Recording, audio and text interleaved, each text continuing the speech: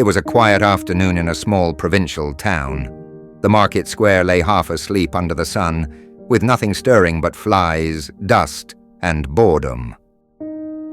Down the street walked Inspector Ochumelov, heavy in body, heavier in authority. He wore a brand new overcoat, the kind that demanded respect even when the man inside it did not. Behind him shuffled a policeman, carrying a small bundle of confiscated goods, and an expression trained carefully to agree with whoever spoke next. All was calm. Then a sharp cry cut through the air. Ow! Don't bite, you brute!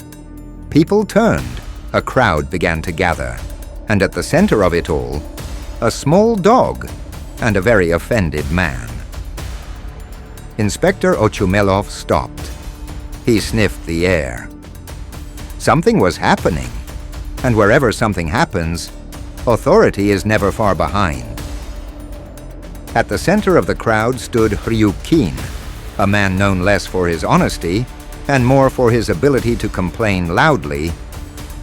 He held up his finger for all to see, red, swollen, and trembling with outrage. That beast bit me. I was minding my own business when it attacked. On the ground sat the culprit, a small white dog with sharp eyes and no sign of guilt whatsoever. Inspector Ochumelov frowned. He looked at the dog, then at the finger, then at the crowd. This is disorder. We cannot allow dogs to bite citizens. Find the owner, and the dog must be destroyed. The crowd murmured in approval. Justice, it seemed, was swift, when aimed downward. Hryukin straightened proudly. He was already imagining compensation. The dog whimpered softly, unimpressed by human law. Everything was clear. Everything was settled, or so it seemed. Inspector Ochumelov was just about to continue explaining the importance of law and order when a voice rose from the crowd. I think that might be General Zhigalov's dog. Ochumelov froze. He looked again at the dog, this time more carefully. The sun suddenly felt warmer. His tone softened. He cleared his throat. A general's dog? That changes things. In that case, it is very unlikely the dog bit anyone without good reason. He turned sharply to Hryukin. Why were you provoking it? Why were you teasing the animal? Hryukin blinked. Just a moment ago he was a victim. Now he was a suspect. Ochumelov continued confidently.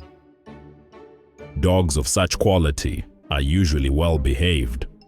Perhaps your finger was already injured. Or perhaps you imagined the bite. The crowd adjusted its opinions at once. Heads nodded. Murmurs changed direction. Justice, it seemed, was now facing uphill. The little dog sat quietly, unaware that its social status had just improved dramatically. Just as Inspector Ochumelov settled comfortably into his revised opinion of justice, another voice spoke up. Someone from the back of the crowd said, Actually, the general doesn't own a dog like that. Ochumelov stopped again. His brows tightened. The warmth in his voice vanished. Doesn't? He said sharply. In that case, this animal is clearly a stray. He turned back to Hryukin, authority restored. Stray dogs are dangerous. They must be dealt with firmly. The dog must be destroyed. Hryukin's confidence returned at once. He straightened, nodded, and examined his finger with renewed importance. The crowd murmured again, approval flowing back in the original direction. Justice had changed its mind. Again. The dog, however, remained the same. Just as the fate of the dog seemed sealed, a man stepped forward from the crowd. He spoke casually, almost lazily. That dog belongs to the general's brother. Inspector Ochumelov stiffened. His face rearranged itself. Ah, the general's brother. He glanced down at the dog again, this time with unmistakable affection. A fine dog, very fine, lively, playful. He turned sharply to Hryukin. And you should watch where you put your fingers. Respectable dogs do not bite without reason. Go home and stop making a scene. Hryukin opened his mouth, then closed it. The crowd dispersed, satisfied. The dog was lifted gently into someone's arms and carried away. Justice had spoken and changed its mind for the last time. And so the dog was innocent and the man was guilty.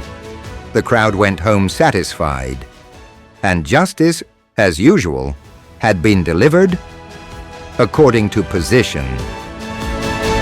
If you liked this video, please subscribe to our channel and press the like button for more such videos.